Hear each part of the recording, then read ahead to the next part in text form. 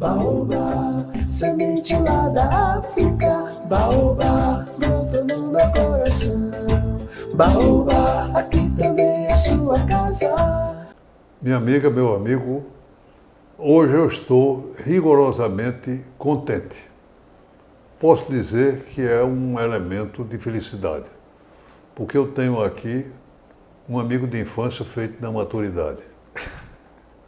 Raimundo Gadelha é uma figura diferente do que você está acostumado a ouvir e a ver. Por que diferença? Mil coisas. Primeiro, ele é um paraibano exilado, lá em São Paulo. Tem um irmão do Açu, aqui nascido no Açu, e subitamente resolve fazer um curso no Japão. Lá mora durante 3 anos. Aprende japonês, aprende a forma da poesia japonesa, tankas e haikais, e publica livros utilizando as 3 línguas, inglês, japonês e português, com os haikais e, sobretudo, ele é um editor. Imagine que da sua editoria, das várias empresas de que ele participou desde o começo, já deve ter 800 livros, 800 capas diferentes. E mais, ele é rigoroso no trabalho. Só pode sair livro dele se for bem feito, bem elaborado, com layout, com a arrumação, com capa decente. Não pode sair livro de má qualidade. Eu posso demonstrar a vocês com várias vezes. Eu tive o privilégio de ter, entre outros, O Homem que Pintava Cavalos Azuis, com a bolação dele, a biografia de João Marinho, já numa 3ª edição, ficou realmente bonito. A 4ª edição do meu livro Câmara Cascudo Brasileiro Feliz. Recentemente publicou o livro que foi organizado por mim, das fábulas, que é uma novidade absoluta, feita por Oswaldo Lamartine para os seus netos. Pequenas histórias fantásticas, ele transformou numa obra de arte. Eu mandei aquele bolo de coisas para ele e ele transformou numa obra de arte. Realmente, vocês vão ver. Será no dia 18 de outubro o lançamento, porque será um acontecimento especial, mas é um acréscimo ao trabalho que a Universidade Federal fez com o reitor Zé Daniel Diniz, na Pró-Reitoria de Extensão, meu amigo Graco, transformou e publicou a obra completa de Oswaldo Lamartine. Mas não era completa. Eu tive que completar, porque o fato de ser dirigido, ser fábula, ser diferente da obra, não quer dizer que seja excluído da sua obra. Nós procuramos completar a sua publicação. Ainda tem mais. Ele tem correspondência com vários amigos que depois fomos descobrir. A academia se entusiasmou e publicou. Mas, meus amigos, eu estou conversando muito e vamos conversar com o poeta, escritor, figura fantástica de que é Raimundo Gadelha. Raimundo Gadelha, um cidadão pleno, porque sabe viver e conviver. Tem amigos em todo canto, toda parte do mundo e sabe fazer. Para mim, uma coisa especialíssima. Ele veio para o Festival de Literatura de Natal, o FLI, para fazer uma palestra sobre assunto que ele domina. Porque o mais bonito livro sobre o Pequeno Príncipe é tradução dele e publicação feita por ele. Vamos começar um pouquinho sobre o Pequeno Príncipe e a sua visão. Emocionado, até sensibilizado, eu agradeço suas carinhosas palavras, meu querido amigo, meu autor, que sempre que eu publico qualquer coisa da sua autoria ou sob sua coordenação, é motivo de muita satisfação profissional e também pelo carinho, a admiração que eu tenho por você, que é uma pessoa muito, muito especial. Basta que tenhamos como exemplo o que você fez para ter o Baobá do poeta. Eu acho que não conheço assim, nenhuma pessoa tão abnegada, tão desprendida de valores materiais, tão rica espiritualmente, como você, para não só investir, mas preservar o Baobá, que hoje é motivo de orgulho, não só da cidade de Natal, mas de todos que tomam conhecimento da história. É um patrimônio que eu acho que a gente pode até dizer que é um patrimônio nacional, até porque o Rio Grande do Norte é nosso Brasil também. Então, agradeço, meu amigo, por suas palavras muito, muito, muito gentis. Agora, vamos ao Pequeno Príncipe.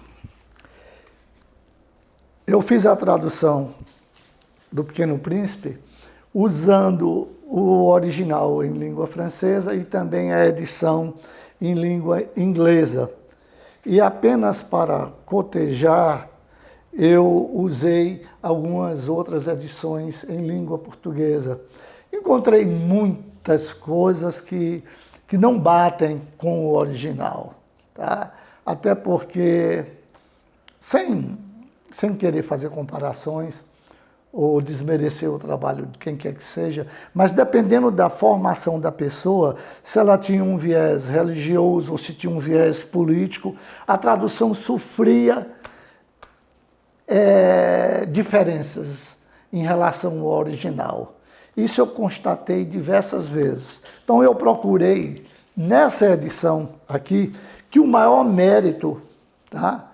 Não é meu, o maior mérito é dessa grande artista, Manuela Adriani, uma artista italiana. Essas ilustrações são simplesmente maravilhosas, maravilhosas.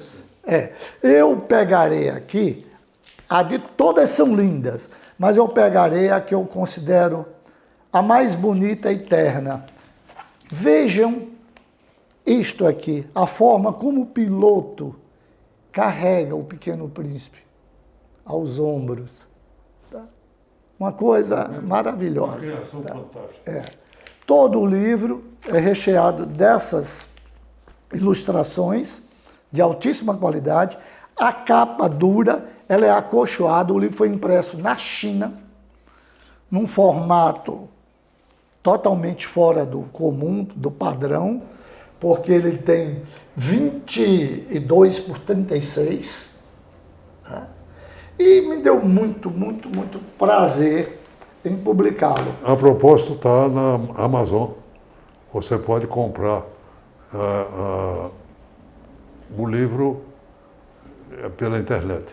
Exatamente, só em alguns poucos lugares. A Amazon, a estante virtual, o Mercado Pago, porque é um livro de edição esgotada. Então, quem puder comprar, eu sugiro que faça. Até porque, tá, nesses lugares, o preço está muito mais barato do que quando foi lançado, que era R$ 89,00. É possível que se encontre pela metade disso. Tá? Eu acho que... E vale a pena, porque é um livro fantástico. É um livro que não tem preço. Realmente, para mim, é uma alegria ter este livro. Eu que coleciono obras de Saint-Exupéry. Então, uma pequena curiosidade isso sobre esse livro. O Antoine de Saint-Exupéry, antes de escrever O Pequeno Príncipe, ele tinha escrito vários livros, mas sempre de literatura adulta. Tá? O primeiro livro dele foi O Aviador, o segundo foi Voo Noturno, depois veio o Correio Sul, tem Terra dos Homens, que ganhou o prêmio da Academia Francesa. Tá? E o Voo Noturno o tornou famoso porque virou cinema nos Estados Unidos, em 1934. Agora, o interessante é que a quase totalidade das pessoas acha que O Pequeno Príncipe é um livro infantil. Eu até diria que é, mas não só isso. O Pequeno Príncipe surgiu de uma ideia do editor do Exupéry, tá? Que era o Eugène Reynal, que era um dos sócios da editora Reynal e Hitchcock, na França, que pediu, praticamente encomendou, que o Exupéry escrevesse um livro infantil, para quebrar aquela sequência de apenas livros adultos. O Exupéry, para a felicidade de todos nós, terminou escrevendo O Pequeno Príncipe. Que é rigorosamente filosófico, é uma fábula, mas entremeada de filosofia, com pensamento que pode ser dos grandes autores. Esse aqui é um poema único, 10 íntimos fragmentos do indecifrável mistério, tá? Dividido em 10 partes. Esse livro tem 2 curiosidades que eu considero, que eu reputo muito importantes. Ele é o primeiro e certamente o único livro em escala industrial, que artesanalmente é fácil você ter um livro em tecido. Mas esse tecido aqui se chama tissue paper, porque ele recebe uma camada acetinada, sendo um tecido, e ele vai na máquina offset ser impresso como se fosse um papel comum. Muito interessante. Tá? Ele é ilustrado pelo grande artista Sérgio Gomes, que mora em Olinda. Tá? E a outra curiosidade dele é que, a partir do segundo, todos os poemas remetem aos anteriores. O título do primeiro é Liberdade sob o Sol. No segundo poema, que é Montanha e Pó, já vai ter um verso, ou pelo menos a palavra liberdade, dando ênfase ao poema. No terceiro já vai ter Montanha e Pó e Liberdade, e assim por diante. Todos os poemas estão encadeados. Mas vamos mais que você tem, a sua obra é vasta e fantástica.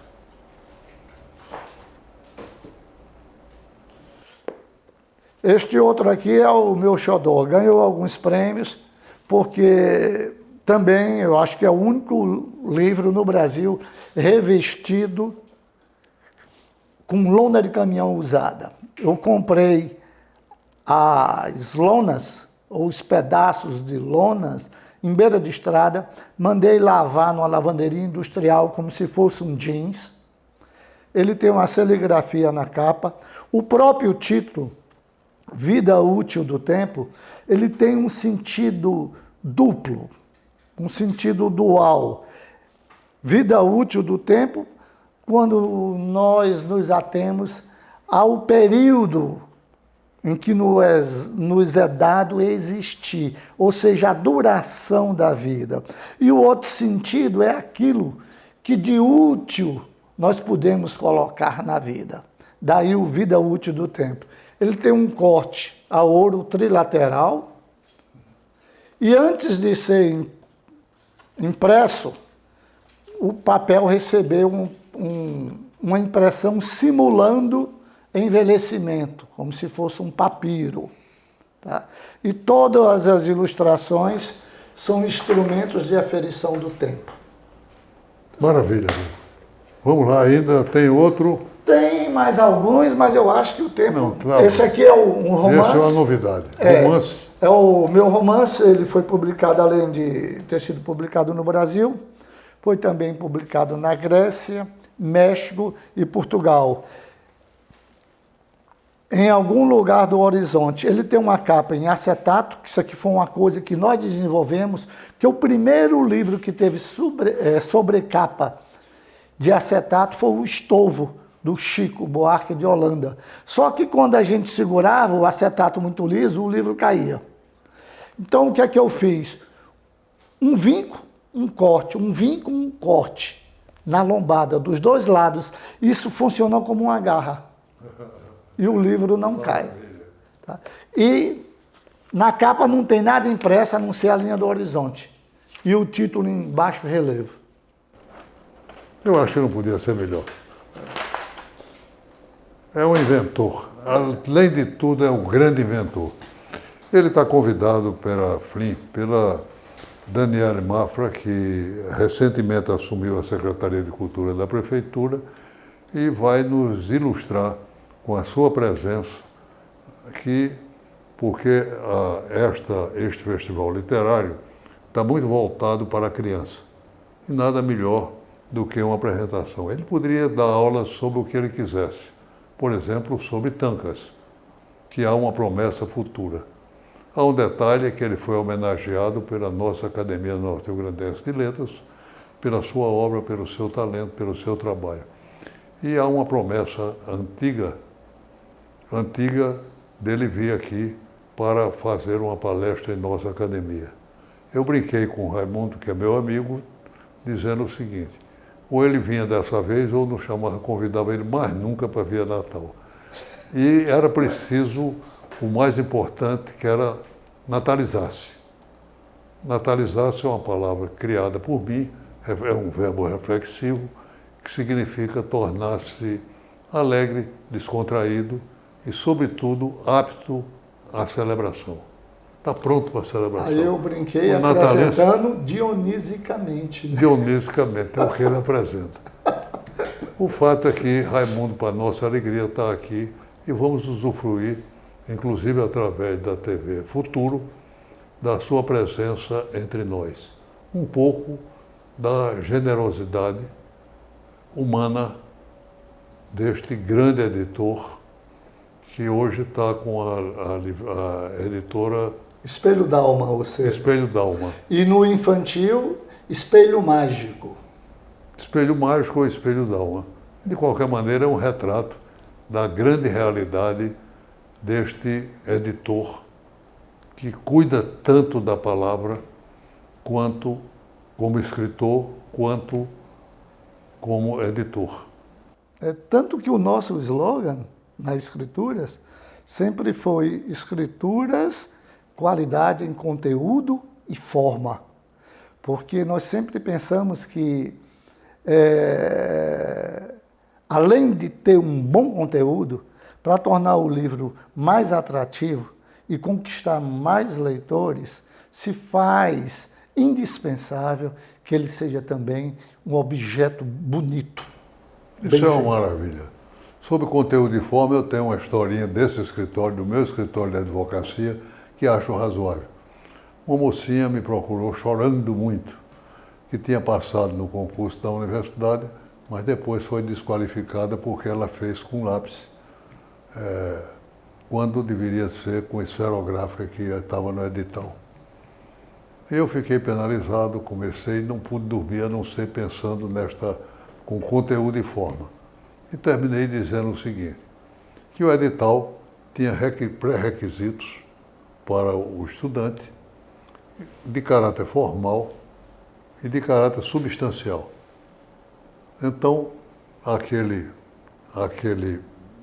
demonstração de fazer com caneta era uma formal, é um requisito formal, meramente formal. E não podia superar o conteudístico, o substantivo, que era o conhecimento. Foi aferido o seu conhecimento e foi aprovado. De maneira que ganhei essa ação com a alegria dela e o sorriso dela, que pagou a ação nos contemplou. Forma e conteúdo tem que andar juntos. E Mas nem uma sempre... atitude bem própria de você, né, meu amigo? E o atrevimento que a gente tem que ter perante a vida. Exatamente. Perante a vida. Mas, amigo, você, um pouquinho sobre o Japão. Como é que foi a sua presença no Japão? Um paraibano do Japão. O que foi? Foi uma das fases mais enriquecedoras da minha vida. Eu, quando cansei de ser publicitário, que eu fui publicitário, fui dono de agência no Norte e Nordeste, e morei em Belém de 1976 a 1985. E eu vivia um eterno dilema, porque sempre fui um amante das artes, em especial a literatura, tá? O conto, o romance, a poesia. E à noite eu fazia essas coisas com meus pares, meus amigos. Tá? E durante o dia eu era um publicitário extremamente disciplinado, tá? Excessivamente, se é que pode se dizer isso. Tá? Mas o exagero não deixa de ser um excesso, né?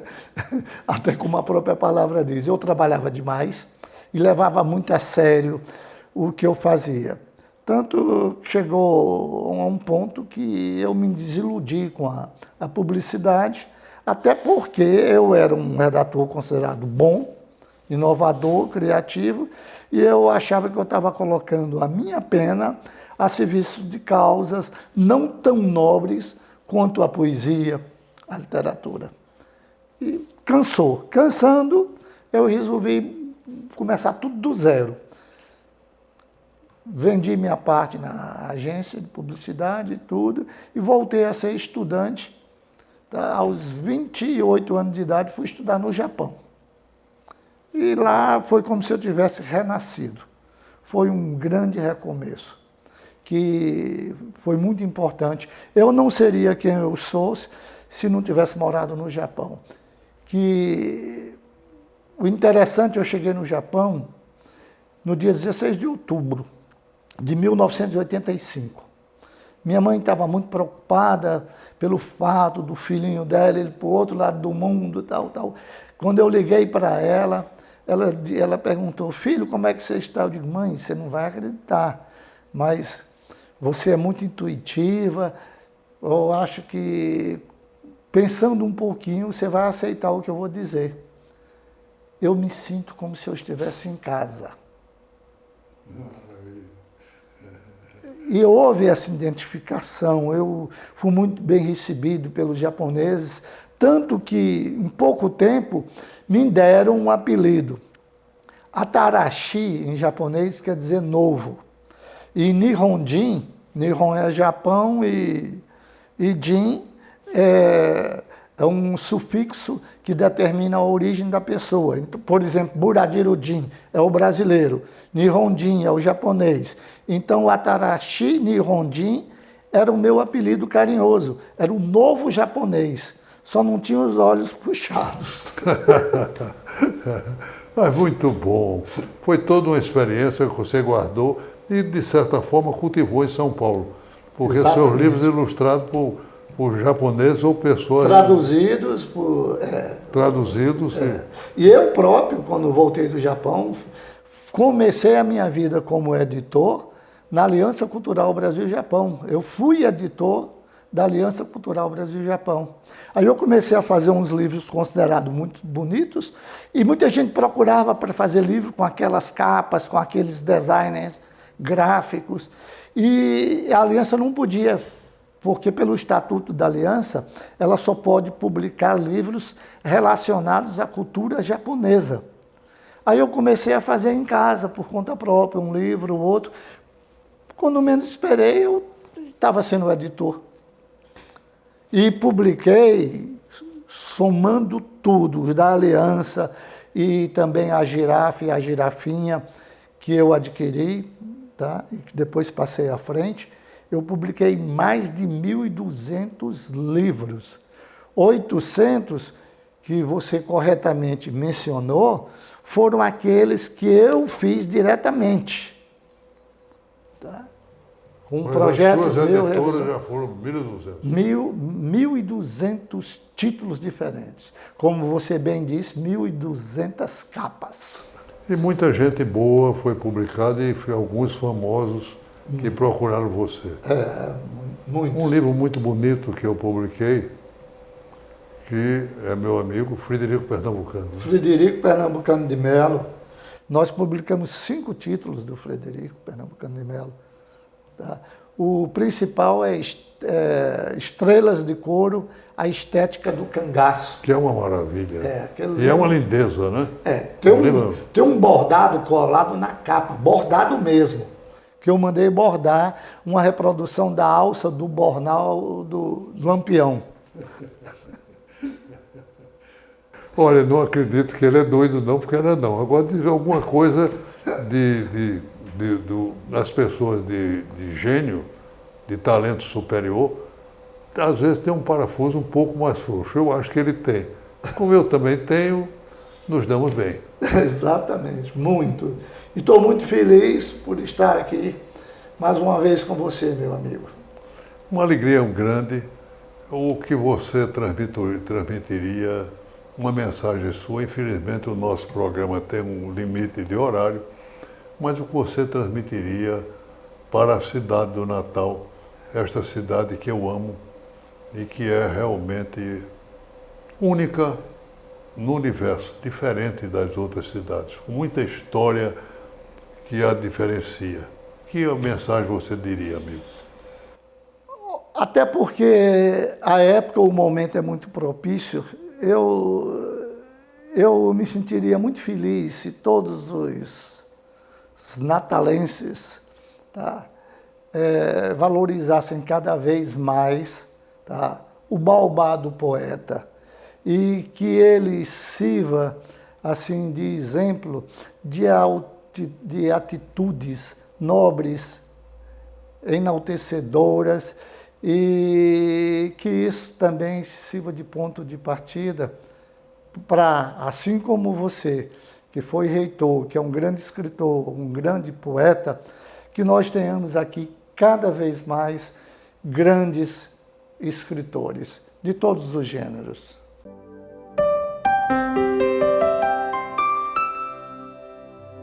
O Baobá Cultural apresenta em todas as suas manifestações um livro. Não podia deixar de ser este belíssimo livro que para mim me encanta desde a forma, com a tradução, com o jeito do amigo, a presença dele. Leia, procure ver através da internet este livro que está aí e pela metade do preço hoje, melhor ainda.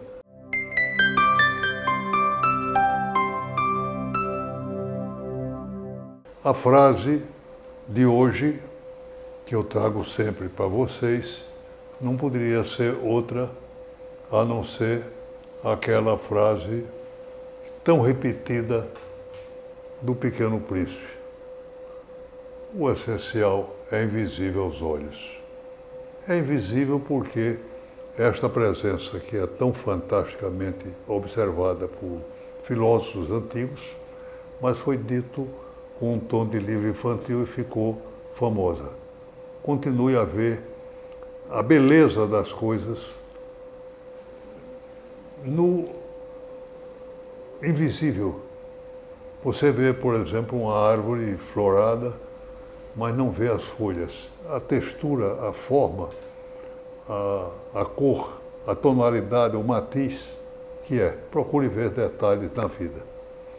Meus amigos, este programa estará com vocês sempre, todos os sábados, às 8 horas da manhã, todo domingo, ao meio-dia. Fique conosco e divulgue a cultura do nosso estado. É tão rico em potencial, é tão rico em literatura e em arte, que é preciso a divulgação, a mostra e o apontar para o futuro. Fique conosco. Baobá, semente lá da África, baobá, brotou no meu coração. Baobá, aqui também é sua casa.